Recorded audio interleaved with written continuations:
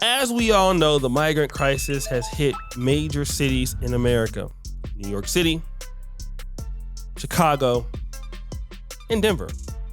There's another city that's been really hurt because of the migration crisis.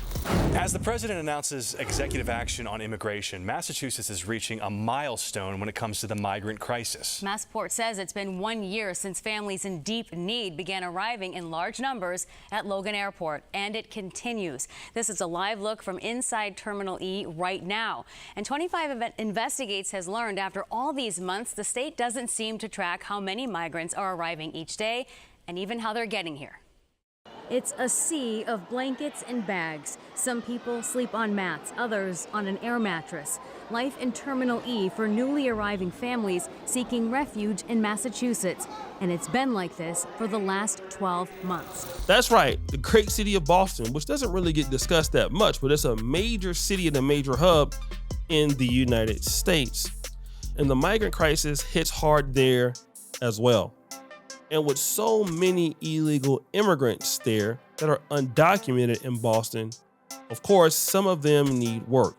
Now, again, we've heard New York City Eric Adams, the mayor over there, talk about the need to get migrants to work. Spoke earlier about the idea of having these migrants work in New York and giving them an opportunity to work. Have you ever thought of just doing it on your own at this point?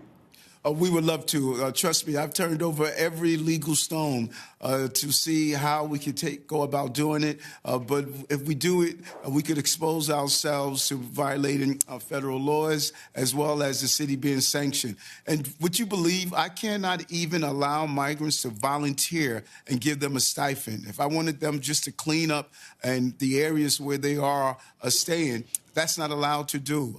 When you think about this, this strikes at the heart of who we are as a country. All of our immigrants that have come to this city, all of us in this country, we had the authorization to work and earn our rights to be here. And that's all the migrants and asylum seekers are asking for.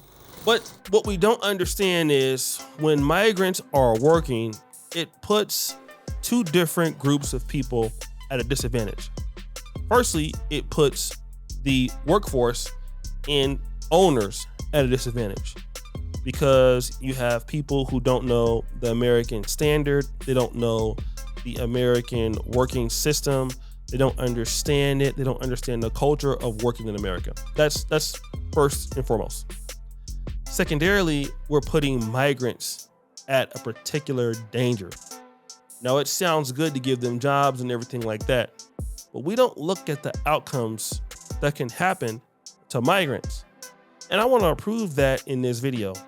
There is a sad story about this Boston, Massachusetts pizza shop owner who was really praised in the city of Boston for having clean restaurants and having excellent food. I don't even want to try to announce his name because I'm going to mess it up. But let's see what happened with him. Now to disturbing allegations against a local pizza shop owner. Federal prosecutors say the Westwood man underpaid, overworked, and physically abused his undocumented workers for years. Thanks for joining us tonight. I'm Chris Tanaka. The court paperwork says he actively recruited workers from foreign countries who couldn't speak up when things went wrong. WBZ's Tammy Mutasa live outside of one of his shops in Boston tonight. Tammy?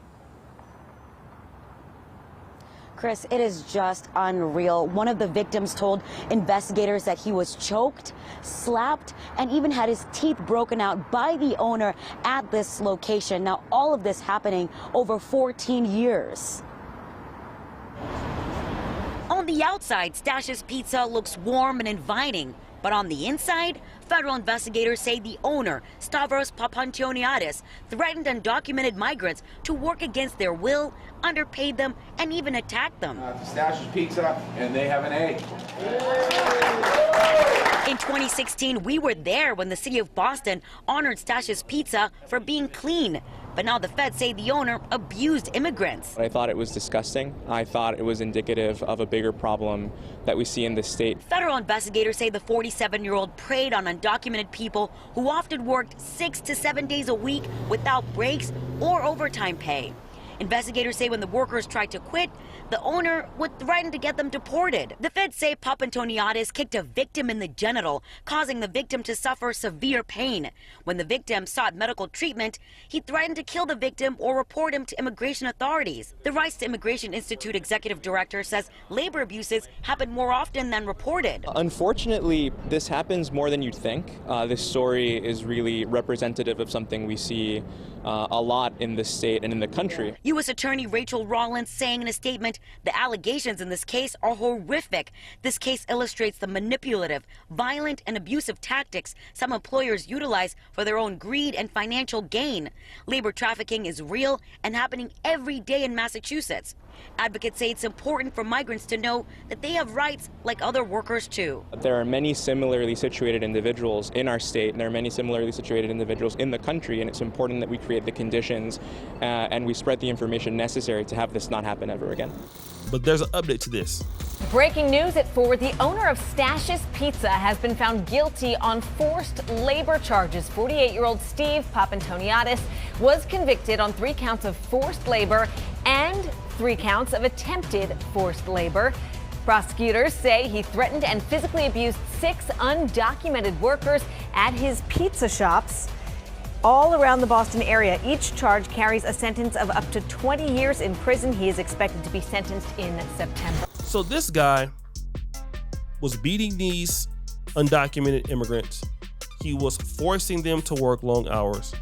In doing so, by saying he was threatening to turn them in.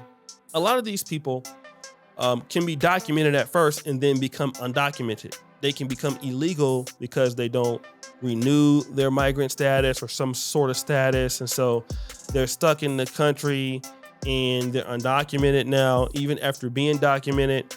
And so now you have the business owners taking advantage of them being there.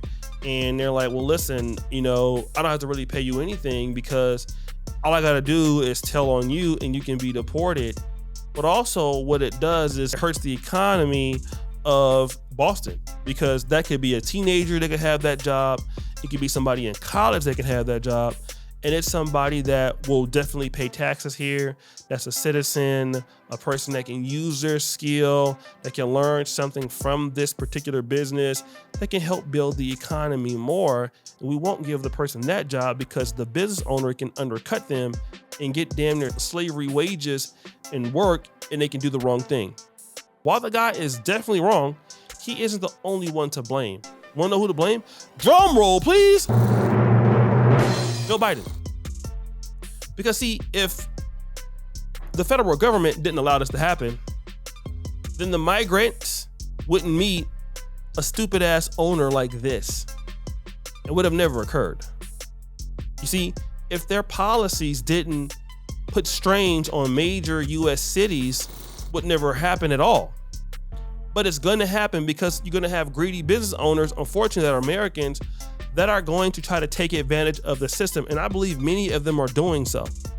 I don't know how many ladies that are migrants that I've heard are stealing things, are doing things for sexual favors. There are all kind of brothels in Queens now, I believe in Harlem.